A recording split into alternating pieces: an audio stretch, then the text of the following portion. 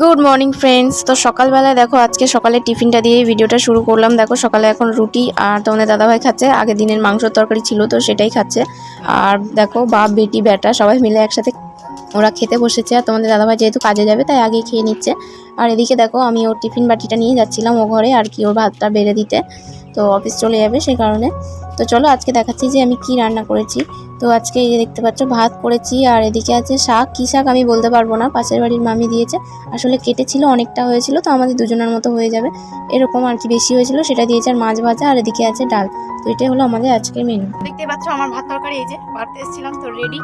আর এখন থেকে আমি আমার ব্লগটা স্টার্ট করছি। তো আর নতুন একটা ব্লগে তোমাদের অনেক অনেক ওয়েলকাম। আশা করি তোমরা সবাই খুব ভালো আছো, আমি ভালো আছি। তো চলে এসেছি আবার একটা নতুন ব্লগ নিয়ে, আমি তনুশ্রী। আর ভিডিওটা দেখতে থাকো, ভালো লাগে। তো বন্ধুরা চলো এখন আমি খেয়ে নেবো, মানুকে একটু আগে খাইয়ে দিলাম। আর এই যে এখানে একটু ভাত নিয়ে এসেছি, আর সোনাইকে রুটি দিয়ে আর দুধ দিয়ে খাইয়েছি। দুটো রুটি আছে অর্ধেক ওকে দুধ দিয়ে মিশিয়ে খাইয়েছি। আর হবে না বলে অল্প একটু ভাত নিয়ে এসেছি আবার। দেখো ওরা মাংস খেয়েছি কি খাইনি আমি জানি না, দেখো কতটা তরকারি রয়েছে। মানে এই তো তোর জল, নিয়ে যা এই দেখ, তোমাকে জ্বালিয়ে মেরে ফেলে দেবে।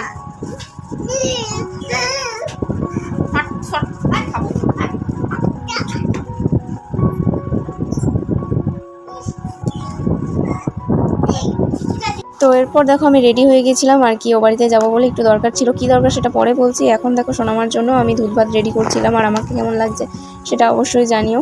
আসলে দুধ ভাতটা তাড়াতাড়ি করে ওকে চামচ দিয়ে খাইয়েও দিতে পারবো, আর ও পেটটাও তাড়াতাড়ি ভর্তি হয়ে যাবে আর কি। বেশি টাইম লাগবে না, অন্য কিছু খাওয়াতে গেলে অনেকটা টাইম লাগবে। তো এখানে দেখো বাবা এসেছিলো আমাকে নিতে, আর ভাইও এসেছিলো। তো আমরা সবাই চলে যাচ্ছিলাম। এই যে বাবা গাড়ি চালাচ্ছে। তো চলো এ বাড়িতে এসে মারা খাওয়া দাওয়া কমপ্লিট করলো, তারপরে আর কি বেরিয়েছি।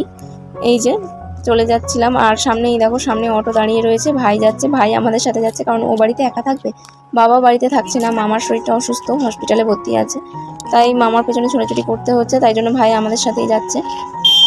তো চলো অফিসের সামনে চলে এসেছি। আর আসলে এটা হলো মহিলা সমিতির একটা আমাদের বই, প্রায় সময় দেখো ভিডিওতে মিটিং ফিটিং থাকে, আমি এ বাড়িতে আসি, তো সেখানেই আর কি বছরে একবার করে লোন পাস হয়, সেই লোন পাস হওয়ার জন্যই আমরা এসেছিলাম অফিসে। তো এই যে দেখো ঢুকছি, তো এখানে ক্যামেরা অ্যালাউ ছিল না, বাট আমি জানতাম না, সেই জন্য প্রথম একটুখানি ভিডিও করছিলাম।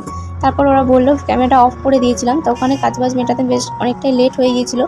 তো তারপর যে অটো করে আর কি গেছিলাম, সেই অটো করেই আমি আর কি বাড়ি ফিরে যাচ্ছিলাম। মারা ওখানে নেমে গেছে, আর আমি সেই অটো করেই বাড়িতে চলে যাচ্ছিলাম, কারণ মা বাবাও এখন বাড়িতে থাকছে না, যেহেতু মামা অসুস্থ, সেই জন্য মামার বাড়িতেই আর কি থাকছে কয়েকদিন ধরে, সেই কারণে আমি বাড়িতে চলে যাচ্ছিলাম। আর অটোতে আস্তে আস্তে আমার শরীরটা যে কী খারাপ লাগছে সেটা তোমাদেরকে বলতে পারবো না। আসলে গিয়েছিলাম যেহেতু দেখেছো সকালবেলা ভাত রুটি খেয়েছি, আর খিদে হয়নি তেমন, সেই জন্য আমি দুপুরবেলাতে সেরকম কিছু খাইনি, মাও খেতে বলছিল বাট খাইনি। তারপর দেখো বাড়িতে চলে এসেছি, আর তোমার দাদাভাই জাস্ট ভাত তরকারিটা আমাকে এনে দিল, আমার এতটাই শরীরটা খারাপ লাগছিল। তো মনীষ যেহেতু বাড়িতে একা ছিল, তাই তোমার দাদাভাই এসেছিল। আমি ধুয়েছি, কত ভালো করে ধুয়ে দিয়েছিলাম, তুমি ভালো করে ধুয়ে কিনা তাও একটু ধুতে ভালো করে। এই তো ভিডিও করছি আমি, এই রোল হবে এক চিকেন। একটু সিরিয়াসলি কিছু বলো, আর যদি না বলতে চাও তবে কিছুই বলতে ছেড়ে দাও। এখন কি বলছে মানে মা মানিকাম চোখে করতে কথা, চোখটা এই দেখ চোখ কাছে নিয়ে যাচ্ছে না।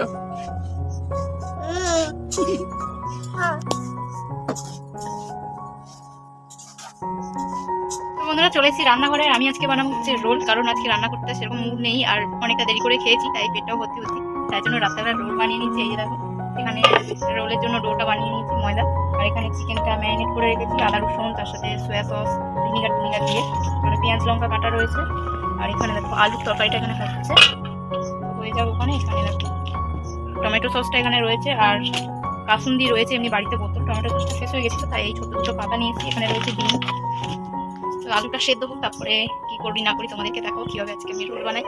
চলো দোকানের মতো বানাতে পারবো কি জানি না, কিন্তু ঘরে খাওয়ার মতন বানিয়ে নেবো। তো ফার্স্টে একটা রোল হয়েও গেল, এটা হচ্ছে মনীষকে দেবো বলে, বাট কাসুন্দিটা ঢালতে গিয়ে একটু বেশি পড়ে গেছে, সেই জন্য ওর আর খেতে ভালো লাগছিল না, ওই রোলটা খাইনি, ওর কাকাকে দিয়ে দিয়েছিল। তো দেখো ওকে আমি জিজ্ঞাসা করেছিলাম যে কেমন হয়েছে, ও একটুখানি খেয়েই জাস্ট জানলোই না কেমন হয়েছে, কিন্তু বলছে যে ভালো হয়েছে। তো এরপর দেখো আমারটা খাবে যা দূরে সর তবে ওই ভয় আসছে। সরে যা, দূর থেকে কর, যা দেখা যায় তাই দেখা যায়। তো এরপর আবার আমি একটা রোল করে নিচ্ছিলাম। এই দেখো, এটা মনীষ খাবে বলে, তো মনীষেরটা ওর কাকা খেয়ে নিচ্ছিল, তাই ও এই রোলটার জন্য ওয়েট করছিল। এবারে আর কাসুন্দি দিইনি, কারণ কাসুন্দিটাও পছন্দ করছে না, তাই টমেটো সস দিয়ে ওকে বানিয়ে দিচ্ছি। আর রোলগুলো কিন্তু খুব ভালো হয়েছিল, দোকানে থেকে কিছু একটা কম হয়নি।